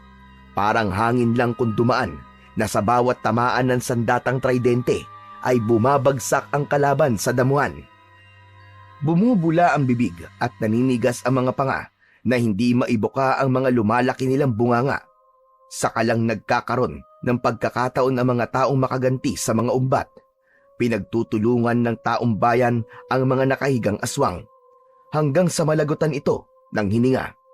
Ang natitira namang mga aswang na nababaunan ng talim ng armas ni Simon ay sinambitan niya ng orasyon. Glodum! Hominum purem! Erreper! Eluminus! Dominus aguar! Sa pagtataka ni Simon, Lahat ng mga nilalang na tinatamaan ng kanyang tridente ay biglang nasusunog na parang tinamaan ng malakas na boltahe ng kuryente. Halos hindi makilala ang mga katawan ng umbat. Gulat na gulat ang tao sa mga salitang nasambit ni Simon. Bakas sa mga mukha nila ang pagtataka kung paanong nagawa ng isang bata ang malakas na pag-atake sa mga kalaban. Hindi rin sila makapaniwala sa bilis ng kilos ni Simon. Nagawa niyang mapatumba ang 10 halimaw, pero hindi pa lubos ang kanyang kasiyahan dahil wala sa mga aswang ang pinunong nagbanta sa buhay ng mga tao. Maraming salamat, Apo. Hindi ko alam na ang tungkuling sinasabi mo ay ang pagliligtas mo sa ating mga kababaryo. Natakot akong baka hindi mo magawa. Pero pagkatapos kong makita ang pakikipaglaban mo, nagulat ako at natuwa. Nagawa mo silang talunin. Napatay mo mga halimaw. Siyempre po, Lola. Kasama yata ako. Singit ni Buboy sa usapan na napangiti naman kay Simon at ginulo ang buhok ng kaibigan. Parang walang nangyaring muli silang naglakad papunta sa bahay ni Lolo Damian. Pero pagdating nila sa kubo ng matanda ay nagulat sila sa dadatnang ayos ng dingding. Nasira ang mga halamang gamot. Bakas ang matinding gulo sa nangyari sa loob ng bakuran, pati ang ilang mga napatay na aswang na nagkalat sa lupa. Wala ang matanda roon, pero nakabukas ang pinto, kaya pansamantalang pinapasok ni Simon ang mga taong nakaligtas sa loob ng bahay. Sa tulong ni Lola Iska, ito na ang gumamot sa sugat ng mga taong nasaktan sa pag-atake ng mga halimaw na umbat. Saktong may nakapwestong kulay itim na pusa sa bintana ng silid ng matanda. Kinausap niya ito para malaman kung ano ang totoong nangyari kay Lolo Damian. Nalaman ni Simon na magkakasabay silang inatake ng mga halimaw at dinala ng mga umbat ang matanda para gawing bihag kapalit ng mutya. Bumundol ang kaba sa kanyang dibdib dahil alam na niyang mangyayari ito. Napatunayan niyang parang tao rin mag-isip ang mga aswang. At dahil sa mga nalaman, nag-aalala siyang napahaplos sa kwintas. Gagawin niya ang lahat para hindi mabigo sa ibinilin ng gabay na isda tungkol sa pagprotekta sa mutya. Pero bakit kailangan may magsakripisyo? Ano na gagawin mo ngayon, Apo? Kung bihag na mga umbat ang matandang tumulong sa iyo. Nararapat lang na gumanti ka ng utang na loob para tulungan din siya. Pero ang kailangan po nila yung mutyang nasa leeg ko. Kahit na ano pong mangyari, hindi ko hayaang mapunta to sa kanila. Mas marami po ang mamamatay, Lola. Sinasabi mo bang isasakripisyo natin ang buhay ni Lolo Damian para lang sa mutya na yan? Yan na nga ba sinasabi ko? Parang nangyari na rin ito dati. May magsasakripisyo ng buhay para sa nakararami. Nag-aalala po ako. Nahihirapan po ako magdesisyon. Natatakot ako magkamali at isang buhay na naman ang mawawala. Ako man ang nasa kalagayan mo, Tol. Mahihirapan din ako magdesisyon. Isa, laban sa marami. Kung may kakayahan kang makipag-usap sa mga hayop, bakit hindi ka humingi ng tulong sa kanila? Nahulog sa malalim na pag-iisip si Simon at isa-isang pinagmasdan ang mga taong sugatan na nakahiga sa katre. Saka malungkot na napatingin kay Lola Iska na naghihintay sa magiging desisyon niya. Basta ako, nasa likuran mo lang ako palagi, Tol. Kahit tanong maging desisyon mo, sasama ako sa'yo. Tama si Lola. Kailangan kong humingi ng tulong sa mga hayop na nakatira dito sa gubat. Lola, iiwan muna kita rito kasama ng nanay ni Buboy. Kailangan namin makipagkita sa mga asong gubat para humingi ng tulong laban sa puwersa ng mga umbat. Mag-iingat kayo, Apo. Gawin niyo ang lahat para hindi magtagumpay ang kasamaan laban sa kabutihan. Inihanda ni Simon ang kanyang mga kagamitan kasama ang kaibigan niyang si Buboy na mabilis kumilos para ihanda naman ang armas. Saka lang napansin ni Simon na kalat na ang dilim sa paligid. Mas lalong mahihirapan ang kaibigan sa pag-aninaw ng daan dahil hindi naman ito nakikita ang liwanag na nakikita niya mula sa mutya. Ilang sandali pa ay tumigil sila sa gitna ng malawak na talahiban. Ang halos kasing taas na sandata ni Simon ay itinayo niya sa tabi niya na para bang hinihintay ang mga asong gubat. Lumakas ang malamig na ihip ng hangin na parang kusang tumutulong na ipunin ang lahat ng mga nakatira sa kagubatan. Halos manlaki ang kanilang mga mata nang sunod-sunod na lumitaw ang mga nilalang sa gubat.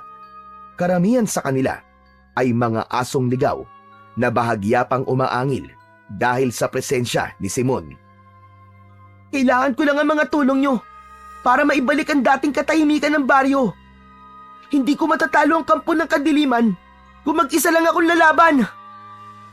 Sumagot sa kanya ang baboy ramong unang tumulong sa kanila. Sabi nito, matagal na itong tumulong kay Simon. Gusto na rin nilang makalaya sa malupit na mga aswang. Inubos nito ang pamilya na dapat sana ay kasama rin itong namumuhay sa kagubatan. Anong sabi nila sa'yo, Simon? Sinabi nilang nakahanda silang tumulong sa atin dahil gusto na rin nilang makalaya sa mga kampo ng kadiliman. Ginagawa lang silang pagkain na halos hindi na iniisip kung may bukas pa. Marami sa kanila ang namatay na ang hangad lang naman daw ay mabuhay ng tahimik. Ang ibig sabihin, nasa panig na natin ang lahat ng mga hayop dito sa gubat? Kasabay na pagtango ni Simon sa sinabi ni Buboy, ang pagtalikod naman ng mga hayop sa kanila, pabalik sa kakahuyan, na ang ibig sabihin ay nasa paligid lang silang nakabantay sa lahat ng oras. Grabe, hindi ako makapaniwalang ang dating napapanaginipan ko lang ay nangyayari na ngayon sa buhay ko. Pakas ang lungkot sa mukha ni Buboy nang marinig ang sinabi ni Simon. Maya-maya pa ay ipinagpatuloy nila ang paglalakad papunta sa kakahuyan. Ilang saglit pa ang lumipas ay muling iginala ni Simon ang kanyang paningin sa paligid ng kagubatan. Pakiramdam niya ay may nilalang na nakasunod sa kanila. Lalo pa at mainit ang hawakan ng tridente, indikasyong may aswang sa paligid. Tol, pareho ba tayo ng nararamdaman? Oo, tol. Napapalibutan nila tayo. Naghihintay lang sila ng tamang pagkakataon para umatake. Nag-aalala ako sa mga mangyayari, Tol. Hindi ko kayang makitang may mapapahamak na tao sa harap natin. Kaya nga kailangan nating umisip ng plano na hindi masasaktan si Lolo Damian. Pero paano? Lalo na kapag kinuha nilang kapalit ay ang suot mong mutya. Dahil sa mga sinabi ni Buboy, ay nahulog sa malalim na pag-iisip si Simon. Ni ayaw gumana ng kanyang isip kung paano niya malalampasan ang pagsubok para mailigtas si Lolo Damian. Hindi niya rin maipaliwanag ang kanyang nararamdamang kaba para sa matandang kailan lang niya nakilala. Naguguluhan siyang kakaiba ang takot na umusbong sa puso niya habang iniisip na may posibilidad na baka mapahamak ang matanda sa gagawin niya. Madiin niyang hinaplos ng kanyang palad ang kanyang mutya, saka pumasok sa isip ang isang planong maaaring makatulong sa kanila. Pakiramdaman mo lang, Buboy, ang mga galaw ng halaman sa paligid habang humahanap ako ng batong pwedeng maipalit sa suot kong kwintas. Imposible ang gagawin mo, Simon. Nakikita rin ng mga umbat ang liwanag ng mutya, kaya hindi mo sila malilinlang. Basta magtiwala ka na lang. Alam ko na ang gagawin sa bagay na yan. Yumuko si Simon para maghanap ng may katamtamang sukat ng bato sa lupa. Saktong ilang di pa lang mula sa kinatatayuan niya ay may nakita siyang hugis bilog na bato. Kinuha niya yon at dinukot ang mutyang nasa kwintas na nababalutan ng tela. Tamang-tama ang sukat na hindi mahahalata ng mga aswang, pero ang mutya ay isinilid niya ulit sa tela kasama ng peking bato. Saka nagmatsyag at naghintay sa paglitaw ng mga nilalang na nagtatago sa dilim. Ano man ang makita mong itsura nila, ay wag na wag kang hihiwalay sa tabi ko, ha. Hindi ko makakaya kung pati ikaw ay mapapahamak ng dahil sa akin. Ilang saglit nga lang ang lumipas, ay unang lumitaw ang pinuno ng mga umbat. Nakangising parang nakamit na ang tagumpay dahil sa bihag nilang si Lolo Damian. Nakatali ang kamay ng matanda sa likod nito, saka nakaluhod, habang ang pinuno ay nakatayong hawak ang ulo ni Lolo Damian. Sinabi ng pinuno na hindi nito pakakawalan si Lolo Damian hanggat hindi niya isinusuko ang mutya. Nagkatinginan silang dalawa ni Buboy habang ang kanyang kamay ay nakahanda na sa naisip niyang plano kanina. Maya-maya pa ay lumitaw na rin ang iba pang mga alagad na nagkukubli sa mga puno. Nakalinyang nag-aabang sa hudyat ng pinuno ng umbat. Lahat ay nakahandang umatake kapag hindi niya naibigay ang mutya. Mas lalo siyang kinabahan nang makita nila ang ilang mga asong ligaw na nahuli nito. Ipinakita ng nilalang kung paano nitong pinalaki ang bibig at malakas na kinagat sa leeg ang walang kagalaw-galaw na asong gubat. Humingi ito ng tulong sa kanya habang umiiyak. Wag! Huwag niyo silang sasaktan! Sige na! Sige na! Ibibigay ko na sa inyo ang mutya! Pero nang hindi agad makalapit si Simon sa mga umbat para ibigay ang mutya, itinuloy ng aswang ang pagkagat sa leeg ng aso. Kitang-kita nila kung paanong sinipsip nito ang dugo ng hayop. Winakwak ang tiyan na parang nagbubukas lang ng katawan ng isda. Halos bumaon ang kuko ni Simon sa pagpigil ng galit. Habang pinapanood ang pagpatay sa kaawa-awang aso, parang tinutusok ng kutsilyo ang puso niya habang naririnig ang boses ito. Muling tumingin sa kanya ang nilalang na nasa likod ni Lolo Damian. Dahil sa mga nasaksiyan, galit na nagsalita ang matanda. Talagang hindi mo ginagamit ang isip mo, Simon. Nilililang ka lang niya. Bakit mo ipagpapalitan nag-iisang buhay ko kumpara sa karamihan? Na kapag napunta sa mga halimaw na ito ang mutya, ay mas marami pang tao ang magbubuwis ng buhay. Nakikiusap ako. Umalis na kayo. Iwan niyo na ako rito. Hindi po, Lolo! Hindi ko po kayo iiwan!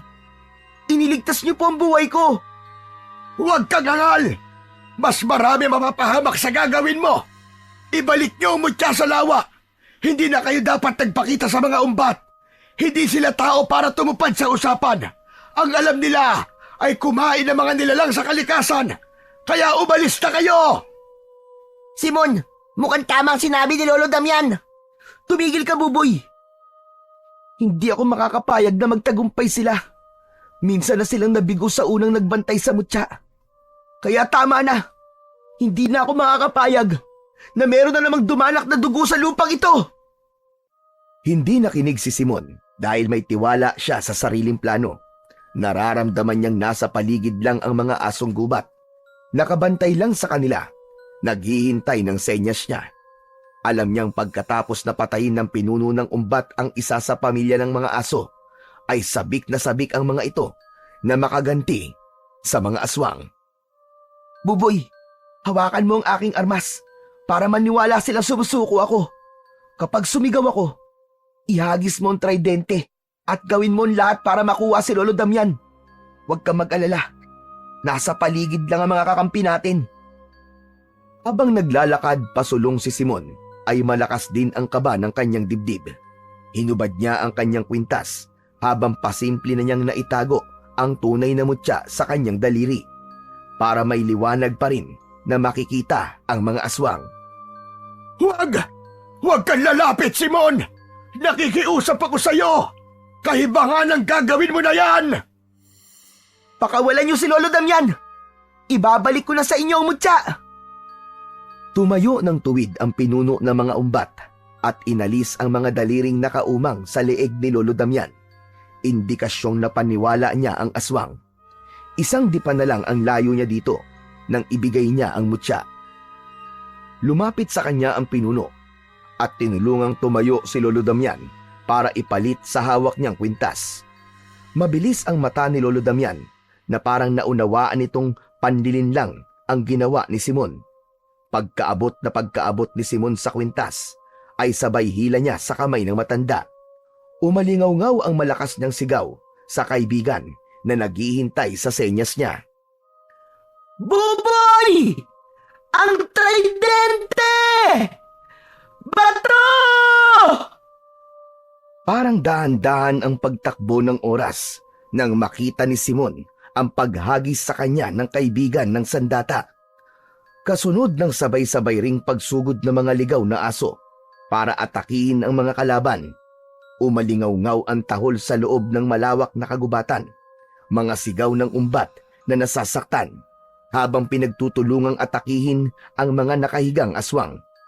Habang ang iba naman ay hindi malaman ang gagawin sa mabilis na pagsugod ng iba't ibang klaseng hayop sa mga halimaw. Nang makita ni Simon na naputol na ni Buboy ang baging na nakatali sa kamay ng matanda gamit ang itak, ay saka siya kumilos. Bersabis Erbino! Pirum Sese Aguar! Terum Erum! Cladum! Iniangat ni Simon ang nasambot na tridente, saka iwinasiwas sa hangin na parang nagtatabas lang ng mga damon ligaw. Bawat tamaan ng kanyang sandata ay bumabagsak sa lupa na hindi maigalaw ang mga katawan. Nakatirik ang mga matang nagsasara ang daanan ng hangin sa kanilang mga muka. Mula sa kanyang kinatatayuan ay kitang-kita ni Simon kung paano pagluray-lurayin ng mga aso ang katawan ng mga aswang. Nagkalat ang dugo sa damuhan habang unti-unting nasusunog dahil sa malakas niyang sandata. Tinakbo niya ang kinaroroonan ng pinuno ng mga umbat, saka mataas ang talon na ang bagsak ay sa mismong kinatatayuan ng pinunong may hawak sa peking mutya. Hindi na ito nakailag ng tamaan niya ng tridente sa balikat. Bumaon ang 3 talim sa laman nito na tuluyang nagpabitaw sa kwintas. Katapusan mo na ngayon! Akma na sanang huhugutin niya ang talim sa balikat nito nang tamaan naman siya ng kuko ng pinuno sa kanyang dibdib. Nabitiwan niya ang tridente at pasadsad siyang natumba sa damuhan. Saktong pagbagsak niya ay ang pagdating naman ng pangkat ni Lola Iska kasama ang mga taong nakaligtas. May kanya-kanyang dalang itak para atakihin ang mga halimaw. Apo! Tumayo ka! Pinilit ni Simon na tumayo kahit nararamdaman niya ang mainit na pag-agos ng likido sa kanyang sugat. Kahit hindi niya masyadong maramdaman ang sakit, alam niyang nabawasan ang lakas niya. Kaya naman, sa muling pagsugod ng pinuno ng mga abwak sa kanyang kinaroroonan, ay si Buboy na ang humarang. Tinagpas nito ng itak ang kamay ng pinuno. Tumalsik sa lupa ang naputol nitong braso. Umiiyak itong isinaksak ang itak sa dibdib ng halimaw. Pero mababaw lang ang pagkakabaon dahil naitulak nito si Buboy. Bumagsak sa lupa ang kaibigan. Halos mapaigik pa nga dahil sa mali ang pagkakabagsak. Saktong pagtayo ni Simon, sinugod niya ng kamao ang halimaw sa tulong ng mutyang nakatago sa palad niya. Sinuntok niya ang dibdib nitong may nakabaon pang itak, kaya naman tuluyan nang naibaon ang talim sa laman nito. Umikot siyang kinuha ang kanyang tridente. Sa katuluyang nahugot ang sandata at muling itinarak sa dibdib nito. Lumiwanag ang mutya, kasabay ng pagtirik ng mata ng pinuno ng mga umbat. Bumubula ang bibig nito na parang nalalason. Bumagsak ito sa lupa na ang katawan ay biglang nangitim. Unti-unti itong nasunog sa kapangyarihang taglay ng sandata.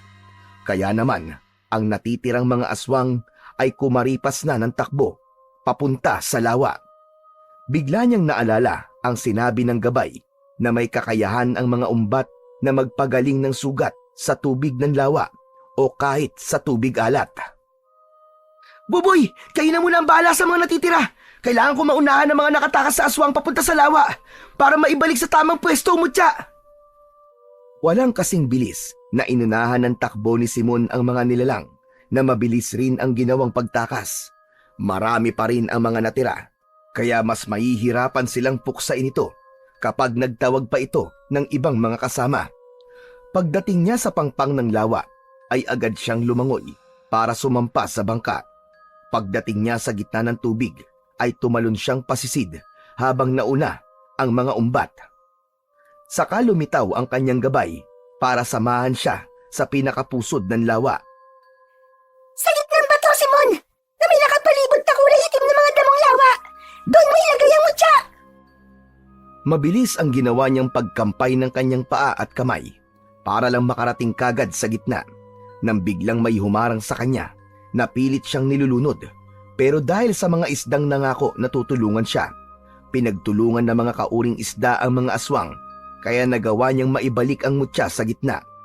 Pagkalapat niya sa mutya, sa kasukat na butas ng itim na bato, mula sa kanyang kinaroroonan, kitang-kita niya kung paanong kumalat ang liwanag at namatay ang mga aswang na nagtatangkang umagaw sa kanya ng mutya. Para itong nagbalik sa pagiging lumot ng lawa. Isang eksenang siya lang ang tanging saksi sa kung paanong natapos ang buhay ng lahat ng mga nakatirang umbat sa lawa. Natuwa ang mga isda, pati ang ibang mga nilalang na nakatira sa tubig. Aming salamat sa pagbabalik ng mutya sa pusod ng lawa. Sana'y magsilbi kang tagapagbantay ng lawa ng inyong baryo. Maaari kayong kumuha ng mga nilalang na naririto, pero hindi para sayangin, kundi gamitin sa tamang pagkonsumo. Maraming salamat din sa iyo, kaibigang isda. Ipinapangako kong hindi na kayo guguloy ng mga tao sa lugar na ito. Sa halip ay pangangalagaan ko kayo para mamuhay ng tahimik.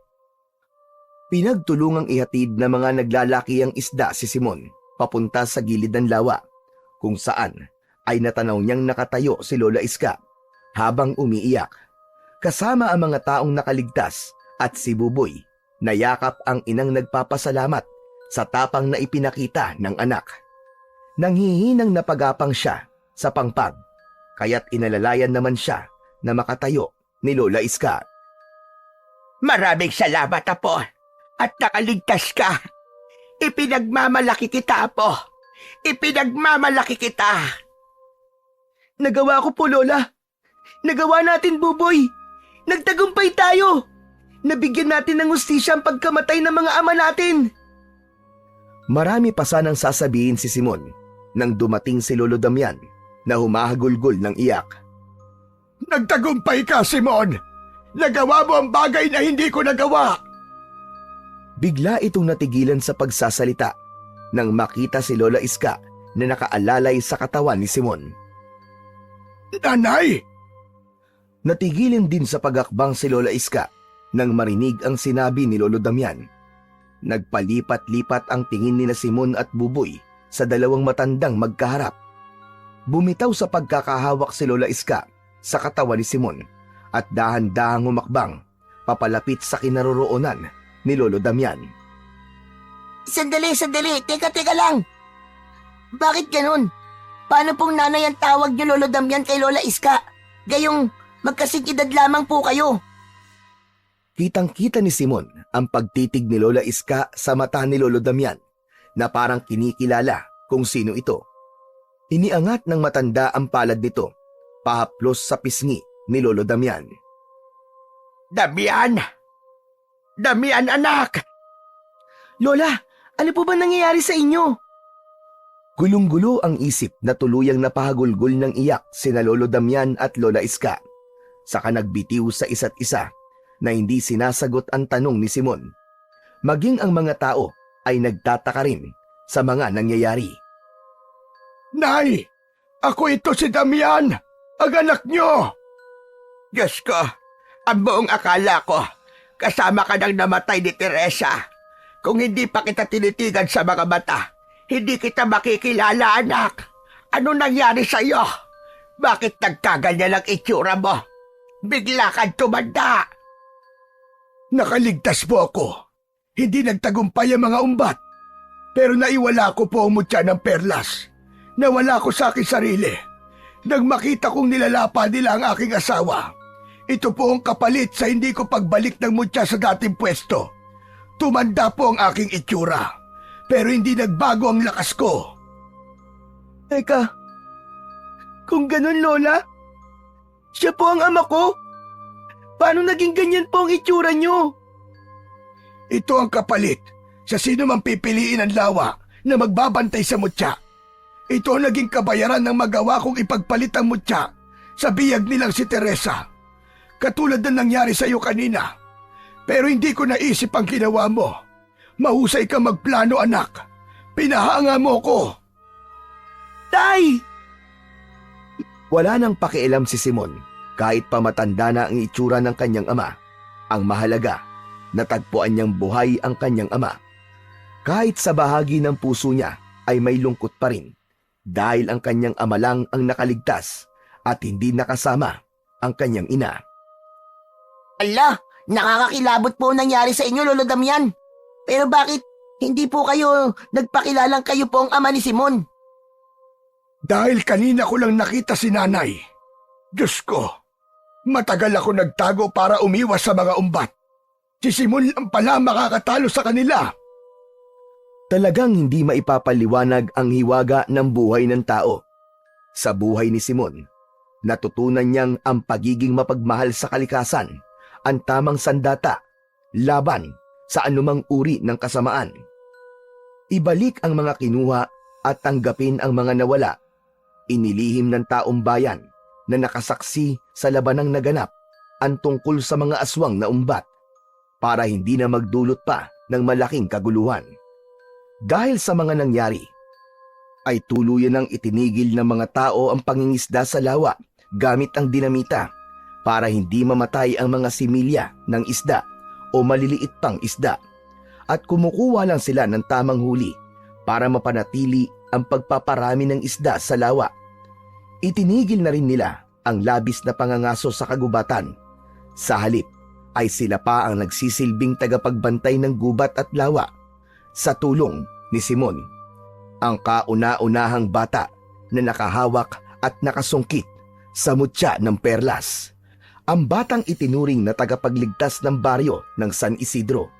Dahil sa kanyang mga nagawa, taon-taon ay nagkakaroon ng paglilinis sa lawa at kagubatan. Isang araw ay masayang nakaupo ang magkaibigan sa bangkong ginawa nila sa harap ng lawa. Malakas ang hampas ng hangin, tahimik at walang bakas ng panganib. Masisigla ang lipad ng mga ibon, ganun din ang masiglang paglangoy ng mga isda, kasama ang gabay ng mutya, na kahit hindi na ito nakakausap ni Simon, ay palagi itong nagpapakita sa kanya. Kaya sa susunod, hindi na tayo tatakas. Magpapaalam na tayo sa kanila. Sus, ikaw naman talaga ang pasaway sa ating dalawa eh. Tara na nga, magpakain na tayo ng mga isda.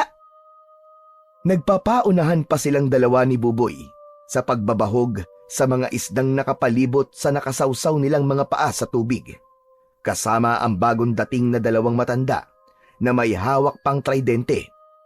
Hindi para manghuli ng isda, kundi panakot sa mga mangingisdang magtatangkang lumusong sa lawa na gamit ang dinamita.